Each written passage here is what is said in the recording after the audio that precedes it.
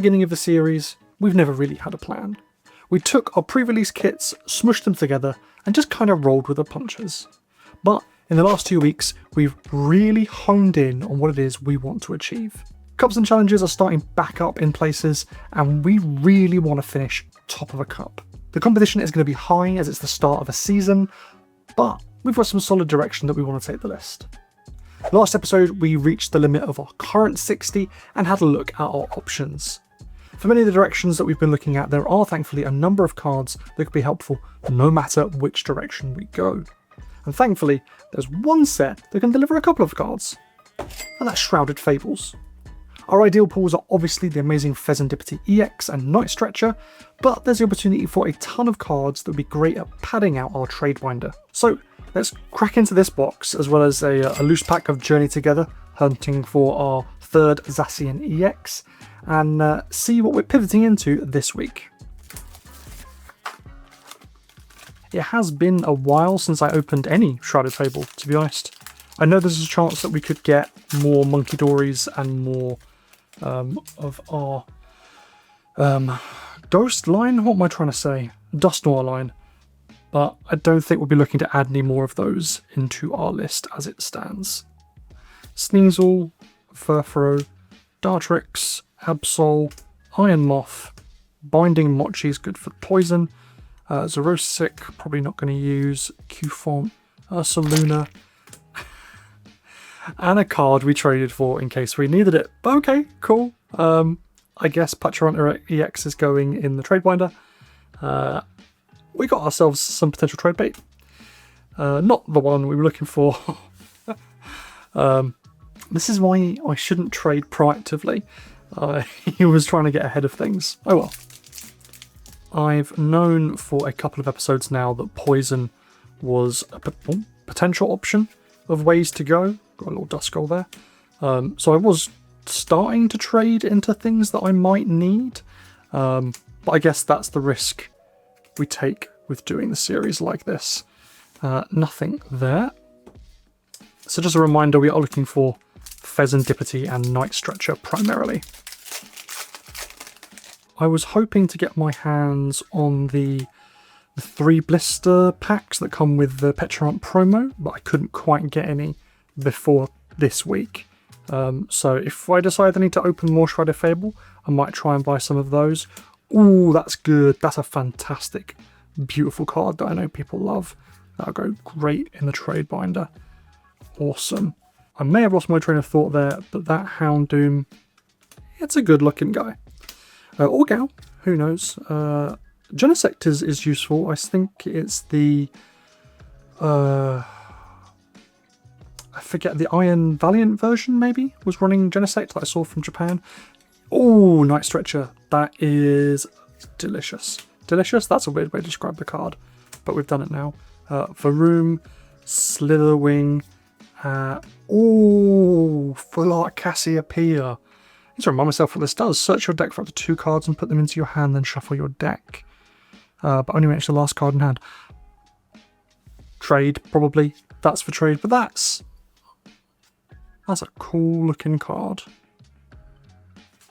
Only one Night Stretcher is not quite ideal.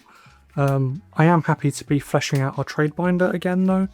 I was running low on things I thought people wanted, so that's handy.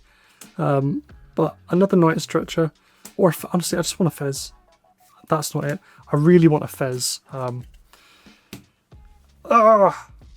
One pack left. Can we do it?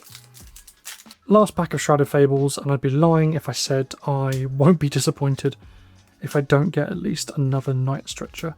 I kind of went into this assuming we'd get at least 2. But that's what you get when you assume, eh? No Night Stretchers. Last chance at a Fez. Okay, I'm disappointed. Okay, I'm glad we got one Night Stretcher. I'm a little bit sad about that. A little bit sad. I'll tell you what could perk me up, and that is a third Zacian EX. We were due an episode where our deck didn't change too much, so I guess I can't be too angry. We've been changing 10, 15 plus cards every week. Just one Night Stretcher is due. Okay. Yep, we're adding one Night Stretcher this week. I'd say that we do have some great cards here for not you. We do have some great cards here to potentially trade away. So this isn't the end of upgrades potentially. But I will throw in our one Night Stretcher, see if I can't slip it in somewhere and see what it is we're bringing to locals this week before we get any other trades in. This is actually beautiful. Oh. Right, deck. Well, it was bound to happen eventually, but we're only changing 3 cards this week. Obviously the Night Stretcher that we pulled today, and the Team Rocket's Venture Bomb, Team Rocket's Venture Bomb, and the Iron Bundle that we pulled, I want to say last week, perhaps. The Budu, Tatsugiri, and Ultra Ball are coming out of the list. Tatsugiri has been kind of a dead card in our list. There's pretty consistent, actually. I've been pleased at how consistently we've been pulling off our plan. How well that plan works, that's a different matter. But Tatsugiri hasn't really been needed. Same with Budu. We've been able to get out our attacks with Zacian turn 1 quite often, to the point that I don't think Budu is more of a distraction than anything else. And same question of consistency. Ultra Ball is probably the ball that I use the least, especially as the only card that we really need off of Ultra Ball is our Dusclops and our Dusknoirs. That's not it. There it is. Dusknoir. Which ultimately we're going to be removing anyway, so dropping an Ultra Ball here doesn't feel terrible. Iron Bundle hasn't been added to the list before now because I felt we have quite a lot of Pokemon, but dropping Budu and Tatsugiri makes me happy to put this utility mon in. The fact that it discards means it won't be taking up space on our bench, which is already quite full. The Venture Bomb is here to activate activate Munkidori, and the Night Stretcher, as I've said before. It is great at just pulling back our low count basic Pokemon, as well as any energy that we might need to get a Munkidori on board ASAP. I'm going to shut these in the deck. There isn't much to say this week, unfortunately. We'll try and get some more trades at locals to really buff out the deck next week, but for now we're going to throw these in and see how we do. We are off to our first challenge of a new season, which means a new chance to get some points for Hop's Zacian. We may not have made any drastic changes to the list this week, but don't forget this is basically the same 60 that we almost made top cut with at a cut just 2 episodes ago. So I'm hoping for a good send-off for our Dusknoir line before we make some big changes in the upcoming episodes. Our first of 4 best of 1 rounds at the game shop this week saw us up against Gholdengo EX, which isn't something I'm massively practiced against, but on paper doesn't feel like an impossible matchup. Obviously they can take one-shot KOs against our Zacian, but we can pad the prize race with our 1-prize Cramorants to really draw the game out in our favour. That is assuming that we draw more than 1 useful supporter at any point during our match, however. We did manage to see an Arven in our starting hand, but unfortunately discovered that Secret Box was prized. And now obviously we cut the Tatsugiri because on average in practice we really needed it, but it was just our luck to find that it would have been massively beneficial in the first game we played this week. Saying that, we did take the first prize of the game, but saw the inevitable crackback of Gholdengo blasting away our Zacian EX.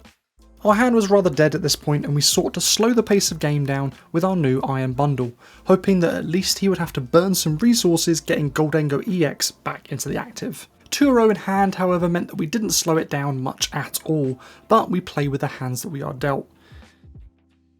Again, we tried to slow the game out, this time with a boss's orders, but Gholdengo is just such a strong draw engine that it rarely doesn't find what it needs, in this case just a simple switch. We got quite lucky that off the top we ripped our Bloodmoon Ursaluna EX, resulting in a KO that kept us in the game. Considering how we started this match, I was happy just to be making an impact of any kind.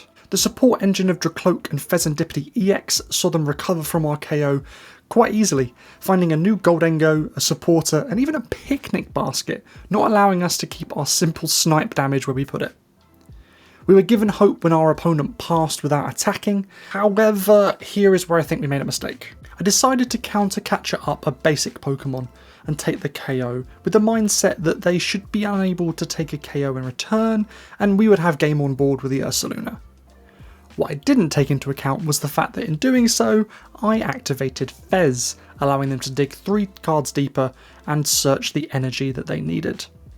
Perhaps this might not have made an impact in the end, but I was watching it back and I think just chipping away at something like the Fez would have made more sense, and we go into round 2 on a loss.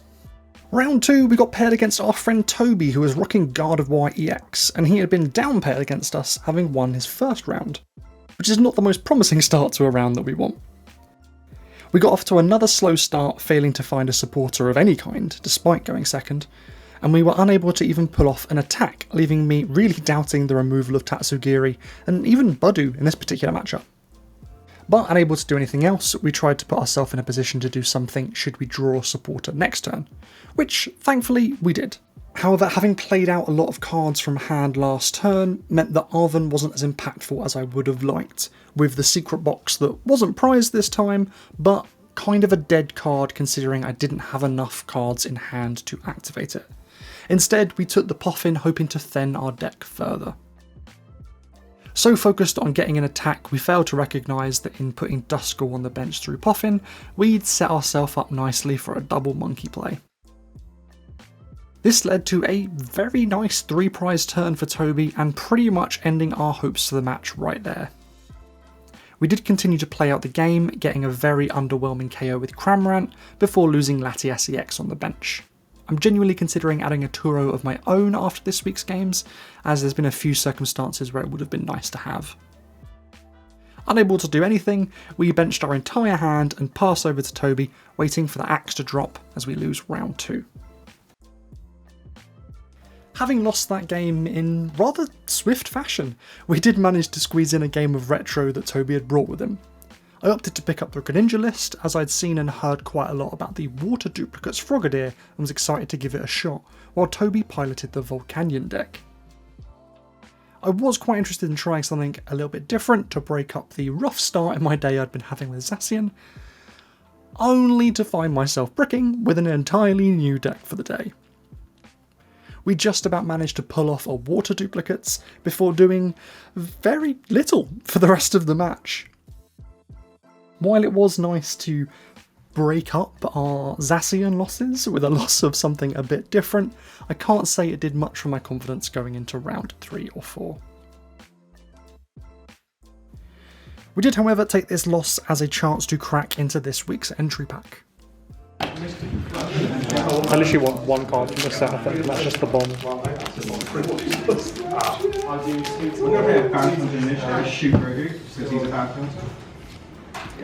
No, it's annoying. No. Yeah, it's about sums up my day. Unfortunately, rounds 3 and 4 didn't end up changing the narrative of the day too much. Round 3 we came up against Eevee Terrorbox, which is generally just a bad matchup for us. Eevee with its ability to evolve into Flareon EX as early as turn 1, as well as their ability to accelerate energy through trainers and a specs, means that we rarely manage to get off to an explosive enough start to slow the Eevee Terrorbox down. Historically, I can't say I've won very many of this, and the only way that we do is being able to capitalise on a slower start from our Eevee opponents, picking off Eevees before they can ever evolve. But adding in the fact that I'd had 2.5 bad rounds leading up to this one, I wasn't really in a position where I was feeling too confident. Good luck. Good luck. By the time we got into round 4, we knew we were going up against a poison deck, and Honestly, I was broken. I was fully prepared to be donked, and as soon as he flipped over United Wings supplement his poison list, I just mentally threw in the towel. I knew this was going to be another loss. Somehow we were in a day where this is a deck we lose to. Hey, Fez on Night Stretcher. Fez on Night Stretcher. Power Glove.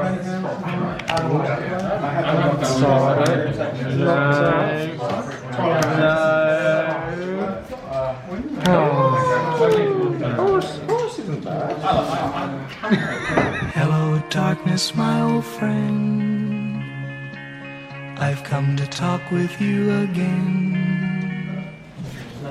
Give that to you. I'm going to put this in here.